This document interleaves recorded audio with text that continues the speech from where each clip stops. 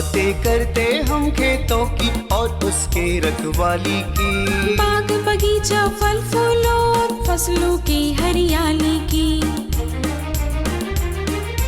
हम बीजों की बातें करते उत्तम जल संसाधन की।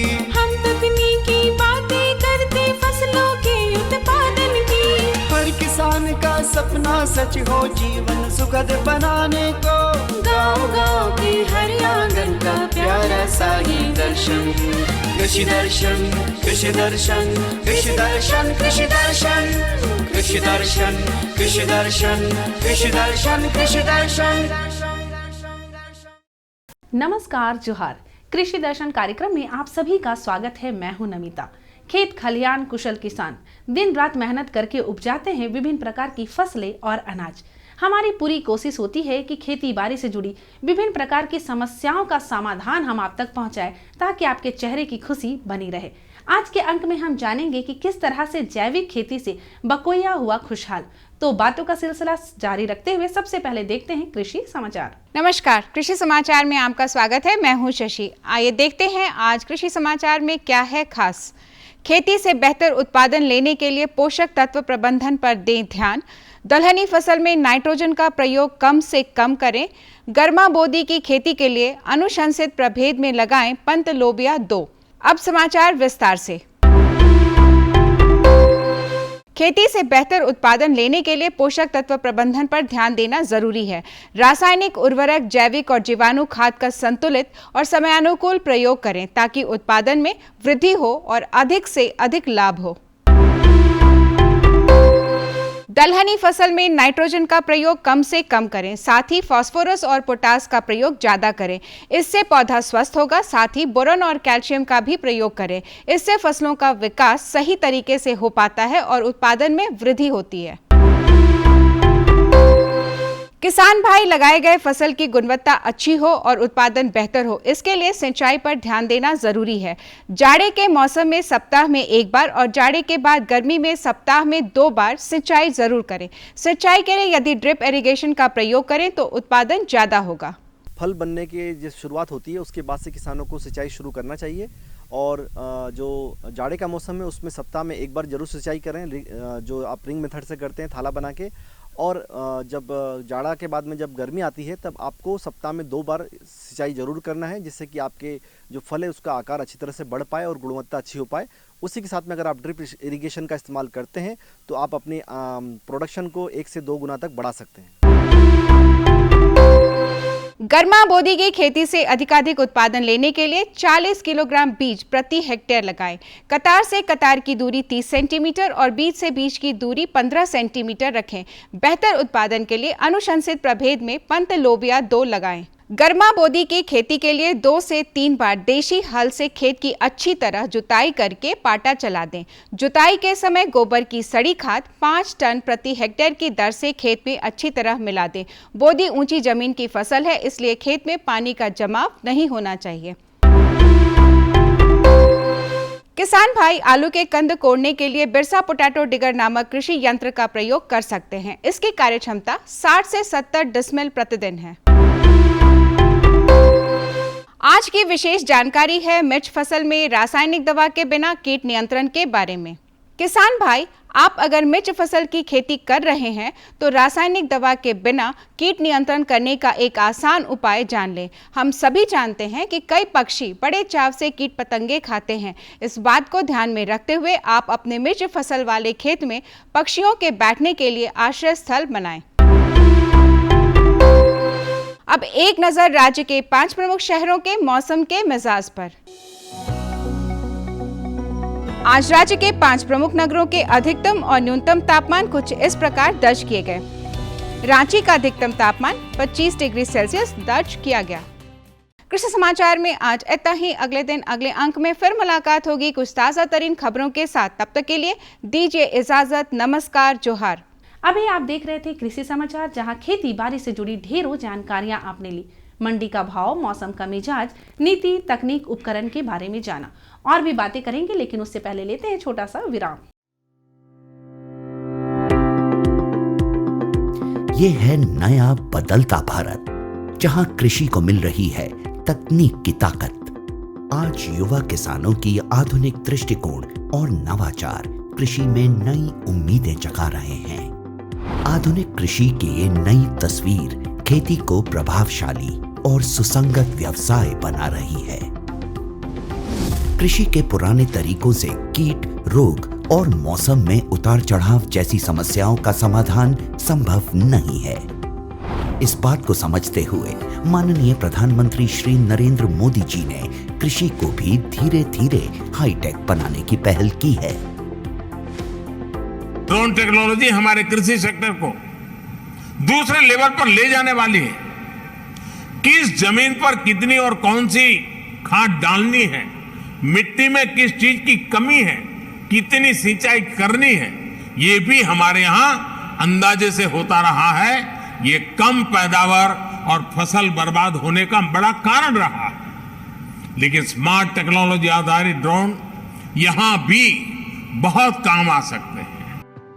प्रधानमंत्री जी के दूरदर्शी नेतृत्व में केंद्रीय कृषि एवं किसान कल्याण मंत्रालय बड़ी तेजी से किसानों को टेक्नोलॉजी से जोड़ रही है।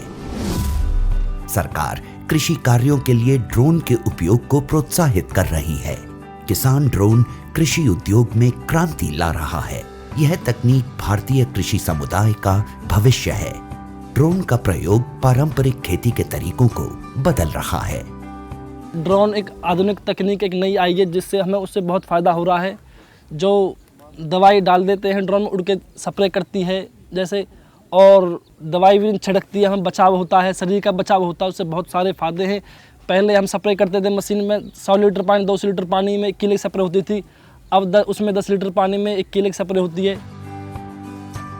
अत्याधुनिक तकनीक, हाई रेजोल्यूशन कैमरों और उन्नत सेंसर्स से लैस किसान ड्रोन भारतीय कृषि क्षेत्र की काया पलट करने की क्षमता रखता है।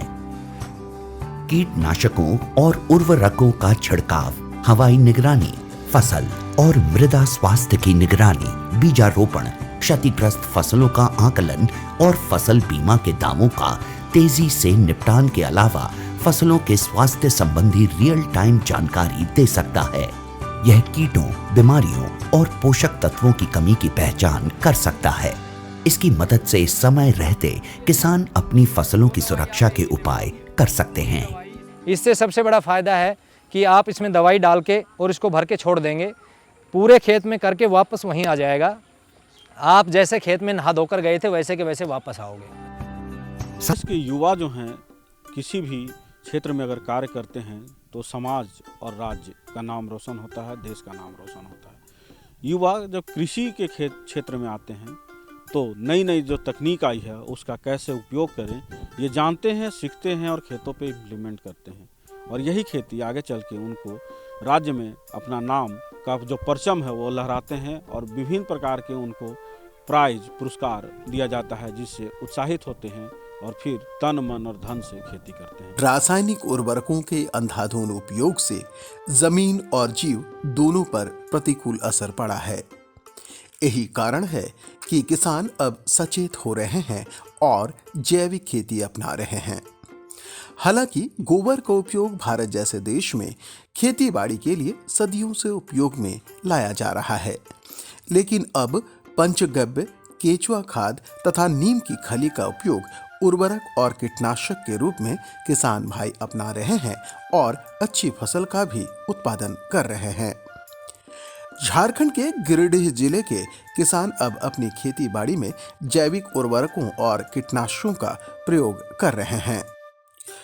गिरिडीह के बकोया ग्राम निवासी राजेंद्र प्रसाद एक ऐसे किसान हैं जो 2 एकड़ भूमि में जैविक खेती करते हैं। इस रकबे में वे कई तरह की फसलों की खेती करते हैं।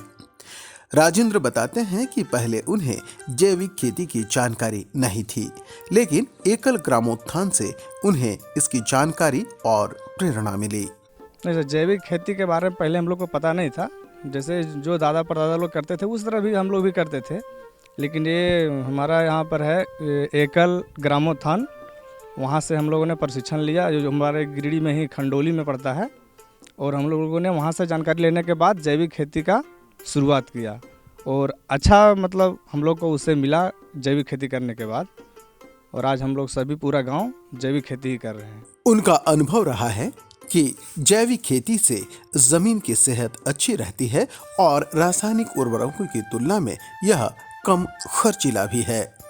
वे तकरीबन 20 वर्षों से खेती बाड़ी के काम से जुड़े हैं और अपने खेत में गौमूत्र तथा नीम पत्ता से बने कीटनाशकों का प्रयोग करते हैं।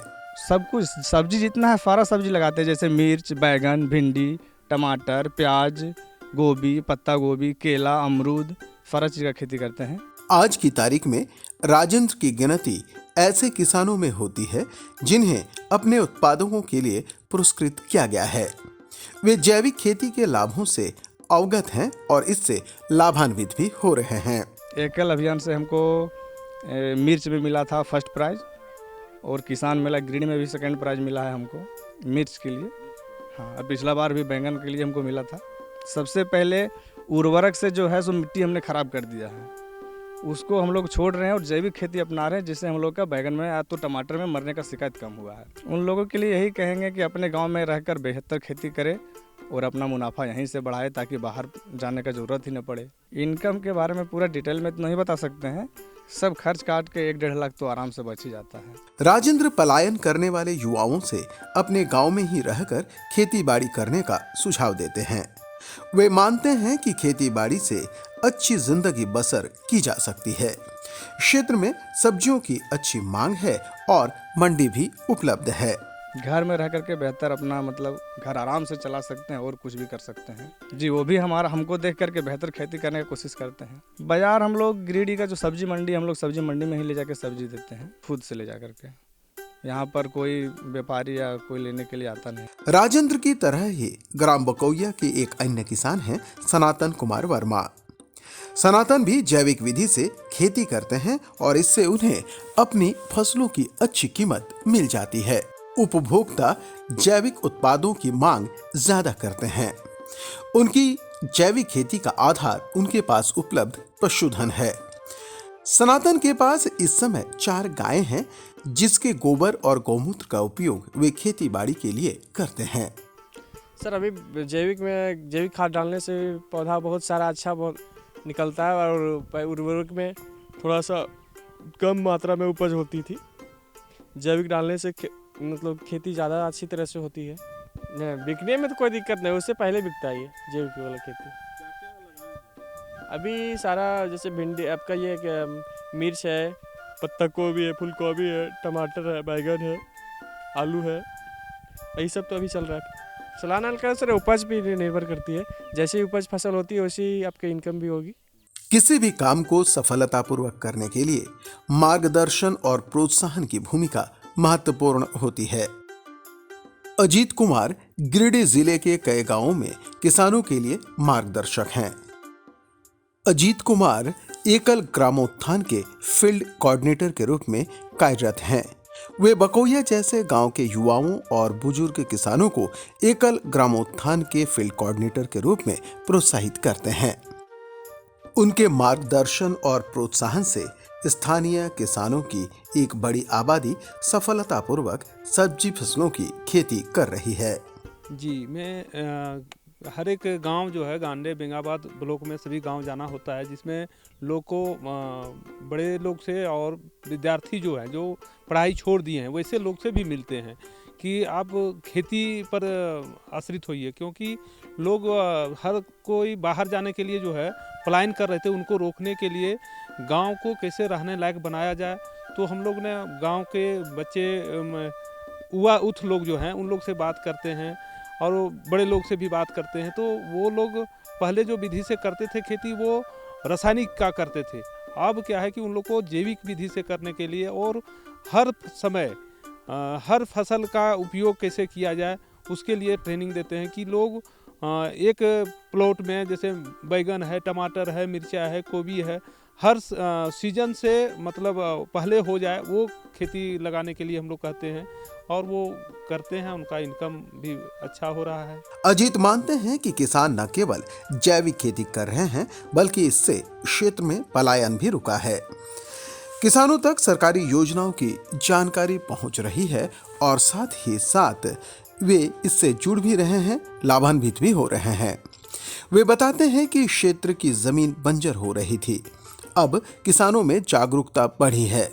वे रासायनिक उर्वरकों के बदले गोबर का उपयोग कर रहे हैं और मिट्टी की सेहत भी अच्छी हो रही है। जी, जब गांव जाते हैं फिर किसानों से मिलते हैं, सभी का खेत जाके देखते हैं कि जैविक का जो है मिर्चा इनका अच्छा फला हुआ था। एक पौधा में आधा किलो मिर्चा फला हुआ था। वो हमारे सेंटर जो है किसान कृषि मेला या प्रदर्शनी हम लोग लगाए थे, तो उसमें लगभग 400 से 500 किसान लेकर आए थे। उसमें इनको फर्स्ट प्राइज़ मिला गया कि वो मिर्चा में वहाँ कृषि पदाधिकारी आए थे जिला से, वो चयन करके बताए कि नहीं इनका पौधा बहुत अच्छा है और जैविक है, तो इस पर इनको प्राइज मिला। जैविक खेती से समयांतराल में मिट्टी की उर्वरक क्षमता बढ़ती है। किसान अरुण वर्मा का भी यही अनुभव है। उनका मानना है कि पहले की अपेक्षा उत्पादन में वृद्धि हुई है और तकनीकों तथा संसाधनों का प्रयोग भी बढ़ा है। वे मानते हैं कि किसानों को जागरूक करने के लिए कृषि शिक्षा का प्रसार जरूरी है।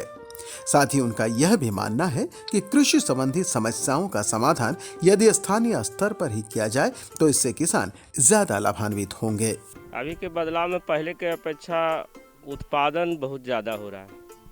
पहले इतना उत्पादन नहीं होता था। और एक कट्ठा में हम जो आलू लगाते थे, चाहे कोई भी फसल है, कि उससे उत्पादन होने का कारण है कि पहले का ज्ञान और अब का ज्ञान में परिवर्तन आया। दूसरा परिवर्तन आया तकनीक का, संसाधन का। तो ये अगर यदि हम सोचते हैं कि और ज़्यादा इसमें परिवर्तन आवे तो और ज़्यादा उत्पादन होगा। इसके लिए हम सरकार से आग्रह करेंगे कि प्रत्येक, जिस तरह से हमारा प्राइमरी स्कूल है, हाई स्कूल है, उसी ढंग से शिक्षा, एग्रीकल्चर शिक्षा प्रत्येक पंचायत स्तर पर हो और सभी कृषि का समाधान भी, जो हम लोग का बीमारी रोग होता है पौधों में जो रोग होता है उसका निदान हमको यहीं से मिल जाए। यहाँ नहीं मिले पंचायत लेवल पर तो हमको ब्लॉक लेवल पर मिल जाए, हमको भटकना नहीं पड़े। तकनीक यानी कि इसमें शिक्षा का अगर यदि प्रसार ज़्यादा हो तो हम समझते हैं कि अभी जो उत्पादन हो रहा है उससे 3-4 गुना इतना ही ज़मीन में और उत्पादन होगा। अरुण मानते हैं कि क्षेत्र में काफी कम किसान ही आधुनिक तकनीक से जुड़े हैं, लेकिन अब इस दिशा में किसानों का रुझान बढ़ रहा है। वे मानते हैं कि जैविक खेती से सेहत अच्छी हुई है, जमीन की उर्वरा शक्ति और किसानों की आमदनी में भी वृद्धि हुई है। खेती किसानी को प्रोत्साहित और समृद्ध करने तथा नई तकनीकों को अपनाने के लिए सरकार और किसान दोनों को ही पहल करना पड़ेगा। कृषि, जो हम लोग कृषि लोग जो जुड़े हुए हैं, कृषि करते हैं, उसमें से आधुनिक तकनीक से बहुत कम 20-25% लोग ही जुड़े हुए हैं। बाकी 75% लोग जो है सो नहीं जुड़े हुए हैं। उसके लिए जुड़ने के लिए जो है एक दूसरा रास्ता ये भी अगर यदि रहे तो अच्छा ज़्यादा रहेगा। गंगाधर महतो जैसे किसानों के पुरखे जो कभी पारंपरिक ढंग से खेती बाड़ी करते थे और अपना जीविकोपार्जन बामुश्किल कर पाते थे, वे अब लाभ के अंतर को बखूबी समझने लगे हैं। उनका मानना है कि खेती बाड़ी से लाभ हो रहा है। जैविक खेती से उत्पादित फसलों की मांग और कीमत दोनों ही अच्छी है, साथ ही यह स्थानीय मंडी में बिक भी जाती है। अंतर बहुत है। पहले हमारा पिताजी चाचाजी जो था सो खाने का चावल नहीं मिलता था, और अभी हम लोग उतना ही ज़मीन में हम लोग खा के बिक्री भी कर देते हैं। धान खा के बच जाता है, धान बिक्री भी कर देते हैं। यह सच है कि रासायनिक उर्वरकों के प्रयोग से किसान भाइयों को तात्कालिक लाभ तो मिलता है, लेकिन इसके दुष्परिणामों को दीर्घकाल तक झेलना पड़ता है। हाँ, और सब्जी भी लगल है। अभी देखिए आलू है, गेहूं है, गोभी है, बंधा गोभी है, टमाटर है, मटर छीमी है। फायदा वही हो रहा है जो पहले जो बताए ना कि हम लोग चाचा जो था बाप, तो हाँ लागत ज़्यादा होता है तो फायदा भी ज़्यादा होता है, फायदा भी उससे ज़्यादा हो रहा है। इसका दुष्प्रभाव मानव स्वास्थ्य पर पड़ता है। मिट्टी की उर्वरा शक्ति क्षीण होती है और भूगर्भीय जल का स्तर निम्न होता है। जैविक खेती की परंपरा हमारे लिए सदियों पुरानी है। यह मिट्टी, मानव और पशुधन सबके लिए हितकारी है। गिरिडीह के किसान इन हितों को समझ रहे हैं। एकल ग्रामोत्थान संस्थान का मार्गदर्शन और प्रोत्साहन के साथ साथ तकनीकी जानकारियों तथा योजनाओं का लाभ भी उन्हें मिल रहा है। राज्य के अन्य क्षेत्रों के किसानों के लिए यह अनुभव प्रेरक हो सकता है। देखा ना आप सभी ने, हमें पूरा विश्वास है कि आज का ये अंक आपको काफी पसंद आया होगा। अब समय हो गया है आपसे विदा लेने का, इसलिए हम लेंगे आपसे इजाजत। जाने से पहले आप हमारा पता नोट कर ले। हमारा पता है कार्यक्रम कृषि दर्शन, कृषि प्रकोष्ठ द्वारा केंद्र निदेशक, दूरदर्शन केंद्र, रातू रोड, रांची, पिन संख्या 834001। अब आप मुझे और हमारी कृषि दर्शन टीम को विदा दीजिए। जोहार।